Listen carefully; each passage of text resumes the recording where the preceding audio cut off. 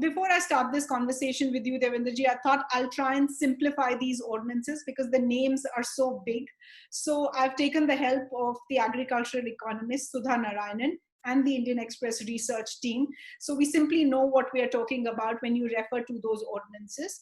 So just for our viewers, every time you hear this big long name, the Farmers Produce Trade and Commerce Promotion and Facilitation Ordinance 2020, think of it as APMC bypass. Devendra sir will explain to us what APMC means, but every time we refer to APMC bypass, we're looking at the first ordinance.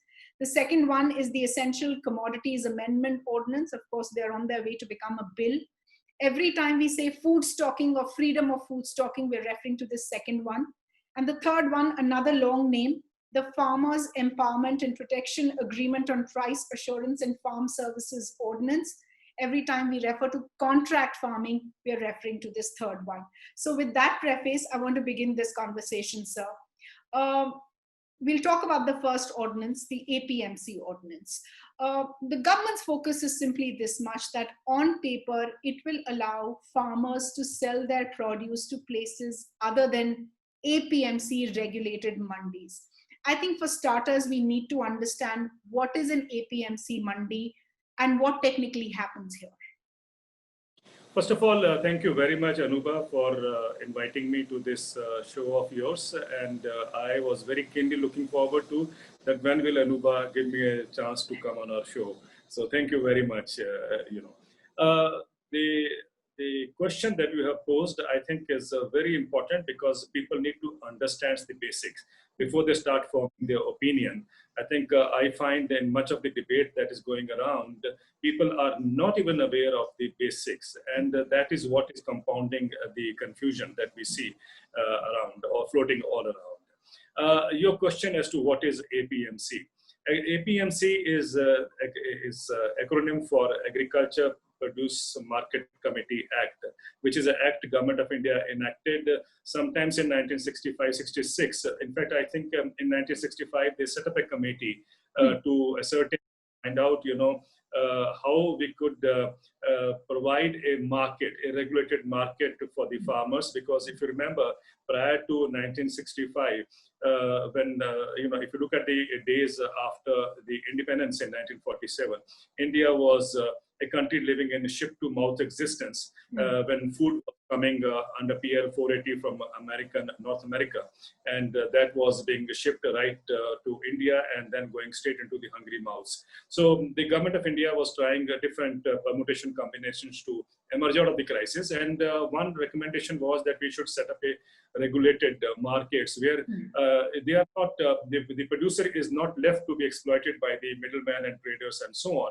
Okay. And so they regulatory system which is laid out, and the objective was, when we bring in the green revolution technology, if the production goes up as was anticipated, then what will happen is at the time of the harvest, the prices would crash. That has been the historical example that we have. Prices would crash, and that would mean it wouldn't provide any incentive to the farmer to continue with that kind of productivity or production system. So he would move out. The green revolution emphasis is lost. And I think this was a remarkable strategy that the Government of India laid out. And I must compliment the policymakers at that time. And what MS Swaminathan once called it as 2 planks of famine avoidance strategy. And I'm sure you will remember that we haven't had famine after the green revolution began. And let me explain. These 2 things was that, one, of course, when the farmer brings the produce to the mandis, the prices have crashed. That is a time when the private trade is allowed to first step in and buy whatever the farmer has to sell or whatever they want to buy.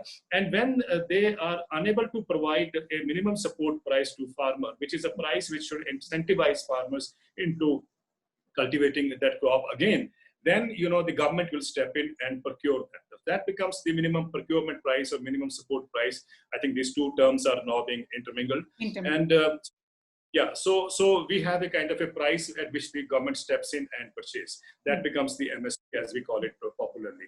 The other part is that in the mandi, there would be so much of volume, the volume would be so huge of the crop that flows in, to mop up that volume, because that is very difficult task.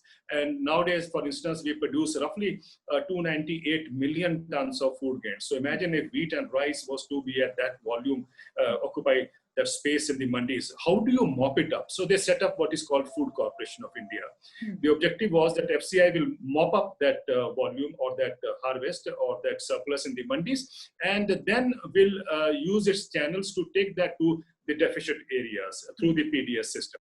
So this was a strategy which paid off very well in India. And of course, we all know that the rest is history. We are the seat of Green Revolution. And we emerged, or we became self-sufficient after this scheme was laid out, or after this structure was laid out. So if I was to now come to scenarios, considering you've given us a lay of the land as to what the APMC is and how it functions. If you look at the first ordinance, the government, which is now on way to becoming a bill, the government has said that we are not going to try and shut the APMC. The farmer is free to come to this particular mandi, but the farmer is also free to go to a private buyer and sell it. Why is this so controversial? Isn't the farmer already doing it? Surely, if there are some statistics to go by, people would say that farmers are increasingly choosing to go to the private buyer and not come to the APMC. Well, I completely agree with you. And as the government says that farmers will be given or provided with choices, and they can opt for any choice, and there will be competition in the market, and so on. It looks very nice, hypothetically, to imagine that there is a scenario like this. But in reality, how does it operate? How does it work out? Let's see, ever since the Green Revolution days, the government of India had so far close to something around 7,000 APMC mandis in India. And if we have to provide a mandi at a 5-kilometer radius for the farmers, we actually need 42,000 mandis. So we only have 7,000 mandis. And according to the Shanta Kumar committee, to which I also presented myself before the Shanta Kumar committee, I remember Shanta Kumar committee had said that in India, only 6% farmers get minimum support price. Okay. 94% farmers are in any case dependent on the markets. Now the question that should crop up is, if 94% farmers are dependent on the markets, and if the markets were so good, please tell me, why is agriculture going through a terrible, terrible agrarian crisis? From 1995 onwards, if we look into the NSSO reports, sorry, not the NSSO, but the National Crime Record Bureau reports, so far 364,000 farmers have committed suicide. Just gives you an idea of the extent of agrarian crisis that prevails in this country. The point I'm trying to make is, if only in that 7,000 mandis is what the farmer was bringing, and there was, of course, an area assigned along with it, where everything that the farmer produces should have been technically brought to the mandis. But in the remaining part of the country, and I'm sure you'll agree, 94% is not a small percentage of the farming population. If they were the only open markets already operating, I think, and if the markets were so good, why would the farmers not be happy with those markets? I think that's a question number one to be asked. If the farmers were happy with the prices being offered in those markets, why would they demand a higher MSP, or demand that MSP should be, assured for them?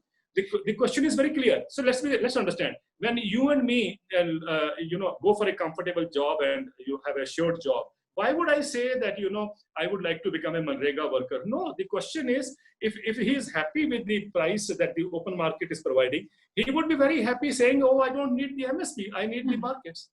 But he's not saying that. He's not saying that. Clearly shows that the markets have not worked. And that, I think, is something to understand. But Devendra ji, I think there are 2 to 3 questions that pop out to anyone who's hearing this argument. Number one, we are saying that more and more of the farm produce is not going to the APMCs, it is going to private players, it is going outside the mandis. We also know that MSPs work only in the mandis. There is no way that private players can be pushed to give the MSP. In the mandis, as I explained, the Shanta Kumar committee's, I mentioned the Shanta Kumar committee's report, only 6% was being purchased, or farmers were getting MSP. Now, let me also make clear. the government announces MSP for 23 crops every year. Yes. Out of which only 2 crops are procured, which means which is wheat and paddy, which means effectively it is implemented for 2 crops only, wheat and paddy. The remaining crops, some pulses, of course, the government would buy, or some other crops when there's a political pressure, they buy. But otherwise, it is just a kind of a notional price that is made up. And the second part is that the procurement in the mandis is only for wheat and paddy. Don't forget that. So when we say that the farmer should go and sell outside, and if he gets a good price, fine. If he doesn't get a good price, he should come back to mandi and sell. Well, he can't do that. Simple reason is that in mandi, he can sell, but there's no procurement by the government. So he sells at the price the market provides. Now, let me illustrate that. The maize crop, for instance, is a crop that is being cultivated in the northern regions of India. You know, there is MSP for maize, which is about 1,850 rupees per quintal nowadays. And 1,850 rupees, what the farmers are getting in Punjab, what the farmers are getting in Madhya Pradesh, what the farmers are getting in Bihar is about 800, 900, 1,000 rupees per quintal. Now, please answer me, what should the farmer do now? If he goes outside the mandi, he gets 800, 900 or 1,000 rupees. If he comes in the mandi, he gets 800, 900 or 1,000 rupees in the mandi also. The point is that unless the government procures, MSP has no meaning. Yeah, so which is why my question is that the procurement really is not a safety cushion for the farmer. I must clarify. I think what you meant was that the MSP itself is not a safety cushion. Yes. Whereas the procurement is. Procurement is. So if there is a procurement for all crops for which MSP announced, the farmers would be very happy. So or make it a point that, you know, because we want to help the farmers, and farmers constitute 50% of the population of the country, which means 600 million or 60 crore is the total dependency on agriculture. And 60 crore people, imagine if they were to get a higher income in their hand, what will happen to the economy? After all, that money is going to flow into the markets. So I think let's be very clear. The farmer's dilemma is that he wants an assured income, like you and me. Every month we get assured income. So why shouldn't the farmer also get an assured package every month? Why should he be left to face the volatility of markets? And, you know, it is easy for people when I read on the Twitter that, you know, let the market supply demand operate and so on and so forth. Let me be very clear that, you know, the farmer is born in debt, he dies in debt. And as one farmer wrote to me from America, he said that living in debt that all around your life is what actually hell is.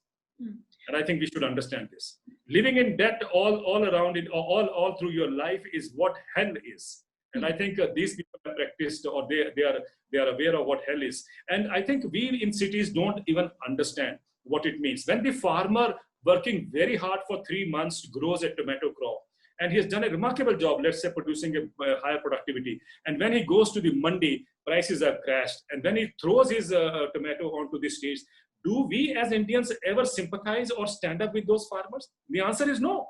For us, the answer, every time I get the answer, so what? This keeps on happening every 2-3 years. Look at it, how casually we say it keeps on happening every 2-3 years. If you don't pay the government employees 1 month's salary, you see the hangama in the country. And look at it, how we treat farmers.